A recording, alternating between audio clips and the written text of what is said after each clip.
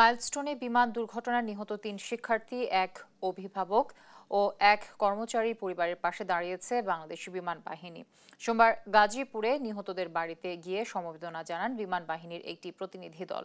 তারা পরিবারকে সব ধরনের সহযোগিতার আশ্বাস দেন এবং শহীদদের কবরে গার্ড অফ অনার ও ফুল দিয়ে শ্রদ্ধা জানান। আহতদের চিকিৎসায় ঘাটতি নেই বলেও জানান কর্মকর্তারা। একই দিনে ভোলার বোরহান উদ্দিনে নিহত মাসুমা বেগমের কবর জিয়ারত করেন বিমান বাহিনীর আরেকটি প্রতিনিধি দল। তারা মাসুমার পরিবারের সাথেও দেখা করে সমবেদনা জানান এবং সব ধরনের সহায়তার প্রতিশ্রুতি দেন।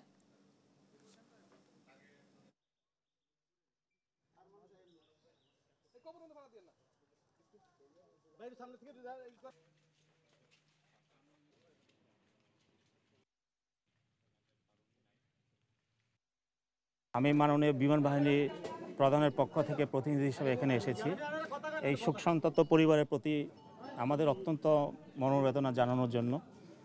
আল্লাহ তাআলা ওনাকে বেহেশতে নসিব করুক এবং ওনাদের এই শোকসন্তপ্ত পরিবারের শোক কাটিয়ে ওঠার জন্য ওনাদেরকে সেই মনোবল দেখ, আমরা সেটাই দোয়া করি। এবং যারা এখনও আছেন হাসপাতালে অসুস্থ আছেন তাদের জন্য আমরা দোয়া করি, ওনারাও যেন ঠিকঠাক মতো সুন্দর হয়ে সুস্থ হয়ে ফেরত আসে।